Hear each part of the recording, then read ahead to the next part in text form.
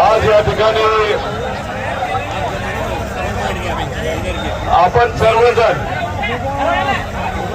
कशासाठी आलोय? कशासाठी आलोय?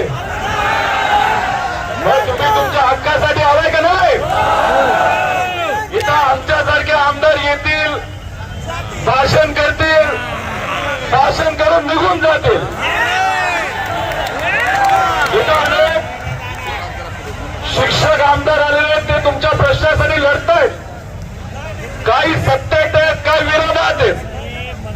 पण मी तुम्हाला सांगतो की दुपारच्या वेळेस सुप्रियाताई तुम्हाला भेटण्यासाठी आल्या होत्या. अधिवेशनामध्ये हा मुद्दा मांडला पाहिजे असं मला त्यांनी सांगितलं. पण अधिवेशन अशी एक गोष्ट झाली नाही, तर असं एक ठिकाण झालंय. फक्त एखादं काम करायचं असेल, कॉन्ट्रॅक्ट मिळवायचं असेल, याचं एक ते ठिकाण काय असेल तर ते दुर्दैवाने अधिवेशन आज त्या ठिकाणी झालेलं आहे. सामान्य लोकांचे प्रश्न तिथं मांडून दिले जात नाही. तुम्ही तुमच्या हक्कासाठी इथं आलेला आहात. बाहेर होणार होतं, त्याच्या एक दिवस आधी निघालं होतं का नव्हतं? पण एक दिवस आधी तुम्ही जीआर मिळवला.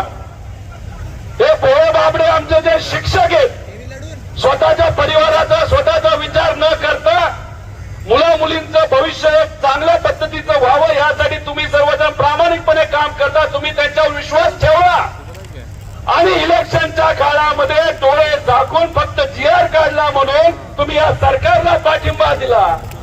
त्यात तुमची चूक नाही, पण या सरकारची चूक आहे. त्यांनी ज्या पद्धतीने तुम्हाला शब्द दिला तसा शब्द शेतकऱ्याला दिला, कष्टकऱ्यांना दिला, युवांना दिला, लाडक्या बहिणींना दिला. पण जसं सरकार यांचं आलं तर सामान्य लोकांकडे हे सरकार दुर्लक्ष करते. शक्तीपीठ मार्ग ज्याचा विरोध आम्ही सर्वजण आणि शेतकरी तिथं करतात, त्यासाठी 85,000 कोटी हे सरकार तिथं देतंय. आम्ही म्हणतो आमच्या शेतकऱ्याला कर्जमाफी द्या. आमचे हे जे शिक्षक इथं बसलेत त्यांना किती हजार कोटी लागणार आहेत? 1100 कोटी रुपये लागणार आहेत. एका बाजूला कॉन्ट्रॅक्टरला द्यायला तुमच्याकडे पैसा आहे, एका बाजूला जेव्हा इथं काही लोक येतात तेव्हा चांदीच्या ताटामध्ये जेवण देण्यासाठी तुमच्याकडे पैसा आहे. पण आमच्या या गरीब शेतकऱ्यांसाठी त्या ठिकाणी तुम्हाला द्यायला पैसा नाही. इलेक्शन आलं तर इलेक्शन ड्युटी लावायची. जर जनगणना करायची असेल तर आमच्या या शिक्षकांचा वापर करायचा. अहो, हे सरकार तर या लेवलला गेलेलं आहे की आता हिंदी भाषा ही सक्ती करून त्याला परप्रांतीय 20,000 शिक्षकांची भरती आपल्या या महाराष्ट्रामध्ये या सरकारला तिथं करायची होती. छुपा अजेंडा, कुठेतरी हिंदी हा विषय घेऊन वेगळा छुपा अजेंडा त्या ठिकाणी करायचा होता. अहो, 20,000 भरती करायची असेल तर आमच्या मराठी शिक्षकांची करा. आणि जे शिक्षक आज त्या ठिकाणी काम करतात त्या शिक्षकांना पैसा हा मिळालाच पाहिजे, कारण तो त्यांचा हक्काचा आहे. तो कुठल्या नेत्याचा नाही, कुठल्या मंत्र्याचा नाही, तो आमच्या कष्टकरी तिथं असलेल्या शिक्षकांचा आहे. त्यामुळे भाषण मी करणार नाही. मी तुमचा विषय घेऊन, मी शेतकऱ्याचा, कष्टकऱ्याचा, युवांचा विषय घेऊन पुण्यापासून नागपूर पर्यंत त्या ठिकाणी मी चाललो. 800 किलोमीटर मी आणि सामाजिक कार्यकर्ते रोहित पाटील आणि अनेक लोक त्या ठिकाणी चालले. तरी सुद्धा हे सरकार जागं होत नव्हतं, आमच्याकडे दुर्लक्ष करत होतं.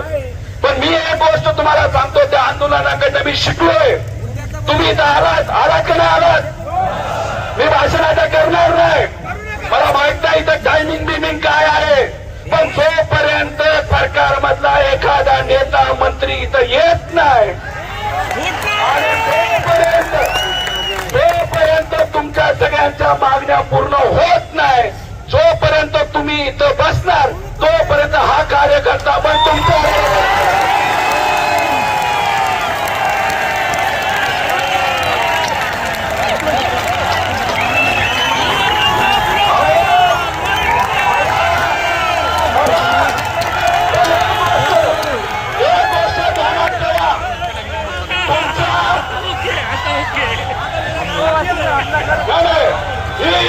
ही गोष्ट योग्य नाही.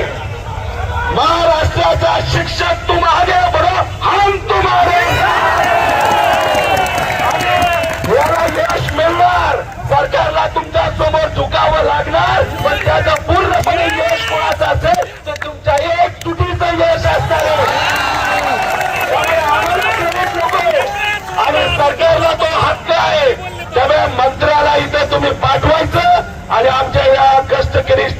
शिक्षकांचा विषय तुम्ही मांडायचा.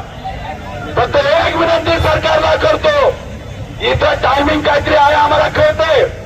तुम्हाला जेलमध्ये टाकायचं असेल, इथलं एका सुद्धा तिथं असलेल्या शिक्षकाला हात नाही लावायचा. जेलमध्ये टाकायचं असेल, जेलमध्ये टाकायचं असेल तर तुम्ही आम्हाला पहिले जेलमध्ये टाका, मग आमच्या या लोकांना तुम्ही हात लावा. त्यामुळे आदरणीय पवार साहेब तुमच्या बरोबर आहे. तुमच्या विचाराचे सर्व शिक्षक जे आमदार आहेत ते तुमच्या बरोबर आहेत. त्याच्याबरोबर अनेक सामान्य कार्यकर्ते तुमच्या बरोबर आहेत. तुम्ही तुमच्या बरोबर आहात.